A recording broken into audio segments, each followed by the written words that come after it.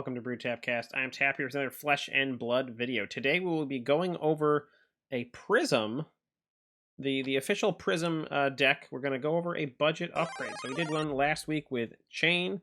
Now we're going into budget, everyone's favorite illusionist. And yeah, so we're not going to really talk too much about the actual base deck. You can see videos of them being played out. You can see the deck lists everywhere. We'll also have a deck list that posted in below in a link. But really, we're just going to dig into some cheap budget upgrades. So together with the actual deck itself, plus upgrades, it's going to be under $50. So that's where we are there. Let's just jump right into it. Alrighty, so we do want to make sure that we are able to, really power this deck up. So it is, Prism is a weird hero to play in Blitz. There's no real defined great deck right now, and it's a little bit, and this particular upgrade one is, it is not the best deck, and I don't know if we'll ever really get a super competitive deck. It seems as though Prism is a little bit more targeted for Classic Constructed, where it can go pretty controlling and just sort of like, take their time, make a bunch of auras, have a bunch of value from those, and just go slow, block up, and do that sort of thing. Blitz, that's too slow, and it doesn't work because your game isn't long enough. You can't really set up and then defend out, and then go to fatigue. It doesn't work like that. You have to really try to go fast, and that's what we did in our build. So instead of going of more aura focused and defensive, we went full on aggro and are going a lot of heralds. That's where we're going. We're going to Herald Town here. So that's where we ended up. And again, this is not an awesomely best deck that's going to be perfect for Blitz. This deck will work pretty well against most classes, particularly not really Brute, and probably not very much Guardian, just because we are heavy on Phantasm, and those will just pop our attacks. So ultimately, not super powerful there. So we can jump, as we see on the screen now, we can see what the actual deck has in it. Ultimately, so again, this is the base deck, so we don't need to really go too much into this. It's got a couple of the cool auras in it. It has, just generic things. Again, you don't need to worry too much about that one. We are worried about this particular one. This is our build. So what did we take out? We took out, actually, I guess we can go to this one and take out. So what we took out the two Illuminates. We had two blue Illuminates, two red Illuminates. Took those out. They just really don't have the power that we want. I know they're free, but they don't do it. Yes, it goes in their soul, but we're not really too focused on making spectral shields. Really, that's sort of a side effect of what we're doing. These just aren't the steamrolling cards that we want. So we took out both red and both blue. What else we took out? We took out one of the blue Spears of Surreality. It's nice that it has built-in Go Again, but again, this is not a super powerful card. 1 cost for 3 power. With Go Again is nice, but it's not where we want to be slamming massive amounts of damage. That's not really one of these. We took out one of those. Blue Herald of Tenacity. So we took out both of these. This just hasn't really impressed me. Like the 4 cost or the 4 power one with Dominate just doesn't do it. It normally doesn't hit. People have enough equipment, or a lot of defense reactions will fully block that out. So it's just really not super powerful, and so we haven't really worried too much about that. We just took them out. They're not super great. Prismatic Shield. Again, we are not playing a build where we really care about those spectral shields. This is expensive. We want to streamline our costs. You're going to notice that we're going to go a lot more yellow. Yellow and red. More yellow than most heroes play in general, because we can afford to and have that power. So Spectral Shield, not where we want to be. Sorry, Prismatic Shield, not where we want to be, plus it's a heavier cost. Herald of Judgment. That is the actual, the Prism specialization, and the Librarian is in here, and we ended up taking this out. So we kept the Librarian in because you can still get some card draw on it, and it's still pretty worth it. But we did take this out because most likely this is a very typical case, or an atypical case, that you're going to be playing a Shadow Hero so often that this is going to really matter. Like, yes, it's great that it goes into the hero's soul, but it is only a 6 power. And again, people can't play things from their Banish Zone. Like, it's like, okay, it's great if you're playing against like a Levia or a Chain, but you might not be. Chain, it's perfect, especially later in the game if you get a hit and they're just going to get crushed. But most likely they'll block it out because it's really important. The fact it doesn't have Dominate really makes it not super great. But it's only a rare. So anyways, took that out. And then outside of that, all of the other Heralds, except for the War Tune Herald, which we actually added in the yellow version. We took out the blue versions and we replace them with the yellow versions. We wanted to have a little bit more power and a little bit more pitch, or a little less pitch, but a little bit more power, because most of our deck is actually yellow. So, all right, so those are what we took out. Well, what did we add? So let's hop over here. So, as we said, we added the yellow War Tune Heralds. One cost for 6 is really quite great, and it goes in your hero soul, so it does feed the backup plan of, all right, well, maybe I can make some special shields tokens and then try to go in for some damage. So that's where we are. Extra 2 War Tune Heralds. 1 Time Snap Potion. So part of the problem that we have here is, well, if they blow up our Phantasm, we're out of luck. So Time Snap Potion helps us give us 2 attacks in a turn. It comes out, you sort of spend your action on the turn before, then you can get 2 that turn. So if you get 1 blown up, maybe you got another chance. But it is good to remember that this is kind of a big one. We almost added a second Ode to Wrath. We didn't. Maybe we actually dropped the Librarian and put another copy of this card in. That would probably be okay. So this is whenever a source you control deals damage to an opposing hero, they lose 1 life, which is great. Just adds essentially an extra damage to every hit that they cannot block. But the second part is really where we want to be. Illusionist attack action cards you control have go again. So really what we're trying to do is just like pound in with high power cards, at least 2 heralds swing in a turn, just mowing in for major damage. Note, go again does not work if Phantasm causes a card to explode. Kind of stinks, but maybe you can figure it out, especially when we have the Dreamweavers that allow things to not have Phantasm for a turn. So I know it's just the next one, but you do what you can. What else we did? We did the Herald of Erudiation. So this is where is it at the bottom? This was the Majestic, but it's only like I can't remember. I think it was like $11-ish. It was pretty cheap for a Majestic, first edition Majestic. And again, this is all first edition right now because of the date. This one we put in because it essentially replaces itself. You're attacking in. If they can hit, you put in your soul, so you're up that, and you draw 2 cards. So you're pitching, say, a yellow to play this, and you're playing this. So you're basically filling your soul for free, and you're hurting your opponent. So in that regard, very powerful card. It's one of the good heralds, so we threw it in there.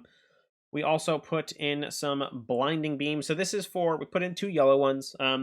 This is for the kind of plays, or kind of opponents that are really the ones that are going to hurt you. Guardian might be a little bit higher, but they're maybe a little bit more spaced out between attacks and non-attacks. They have a lot of auras and things like that, and hopefully that won't be as bad of a matchup as Brute, which is your serious bad matchup. And this is going to help those. So maybe they're not going to go too far. Maybe they have a lot of 7s. You can be dropping those below that and try to get some good value there. So put those in. And last but not least, we actually put in 2 yellow pummels. So this is some fun technology that just seems really good because you can really, really slam it. So when you don't have the Ode to Wraith down, you don't have Go Again. But again, a lot of our cards are actually yellow here. So if you look, we are a lot of cost too, but we have a lot of pitch too. So you're going to maybe say have 4 yellows or something like that. You're pitching a yellow to play a yellow herald or a red herald or something like that. And you have yellow in your hand left over for a nice, delicious pummel. The only thing it doesn't work with are the War Tunes. But again, we have enough in the deck that it shouldn't be a problem. And it also can be pitched away for later anyway. So love that secret sort of fun tech. And plus, you can make people discard, which is really quite nice. You put that in a Dominate thing. Very nice. All right, equipment-wise, so again, they don't build out with a full set of equipment. So what did we add? We added a Goliath Gauntlet. So this is great because most of our stuff costs 2. So we're just adding it. Maybe this is one where you have a big turn with Dreamweavers or something like that. You really buff things up. And then add the Goliath Gauntlet on there as well, just to really, really get in there and go. And then what else did we add? We added the Null Rune outfit. So again, we have a pair of boots, gloves, and robes. We didn't do anything with the robe or hood because we have Spell Void on the Halo of Illumination. Pretty much always going to want to play that because that's your sort of backup case of protecting from Arcane, but more importantly, if you're in a bad matchup, you really want to get some Spectral Shield tokens, this is a way to get something into your soul to do that. And then we added the Ironhide legs and plate, and these are, again, Iron Rot or Ironhide, your choice, whatever you can afford to do, whatever's best for your matchup, really, is where those come in. If you need that extra power, then Ironhide is your plan.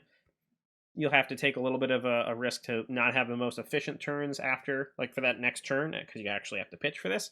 Or you go with the Iron Rot and guarantee yourself a free 1 point, because that is pretty powerful. So those are the major differences.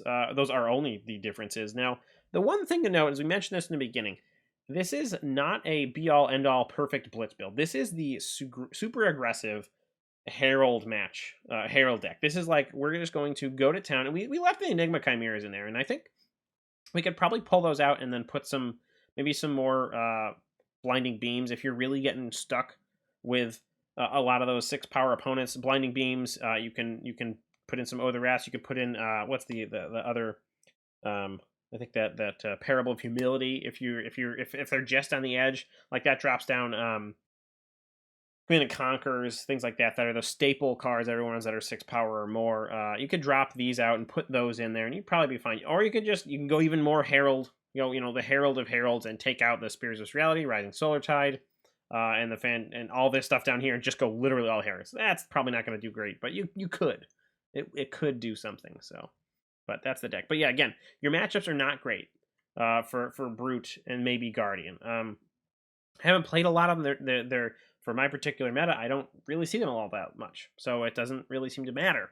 This thing runs over Chain, it runs over Ninja, although Ninja's a little bit fast, so you got to really beat in, and hopefully what you're trying to do is to get them to just block out and have a very little amount of stuff to do on their turn, and you want to get out that Go Again ability with Ode to Wraith, and maybe that's reason to bring in more Spears as well, to really keep that Go Again going, because it is still a good raid, it's just not awesome.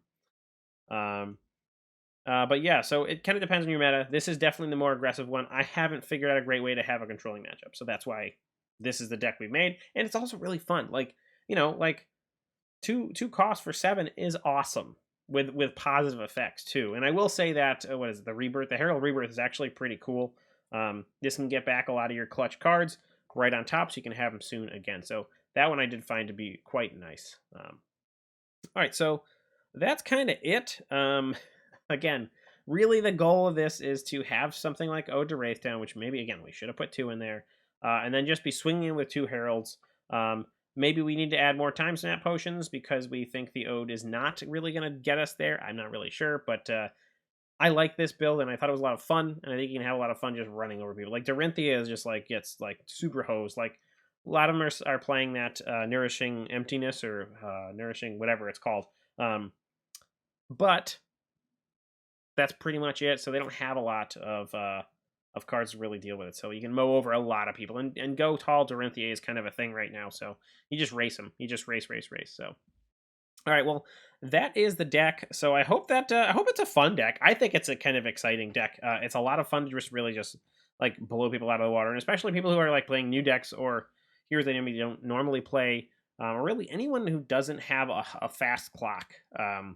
Like Kano's got no attack cards, at least at this point. So you could just slam them over, and unless they just race you, but that's pretty hard when you can have 1 cost 7 damage cards. I mean, these War-Tune Heralds are ridiculously strong. 1 cost 7 power, and it can go to your soul, so you can have extra stuff to do with it after that. So, and most of these, although that's where we kind of falter, is that we would have to be pitching 2 cards for a total of 3.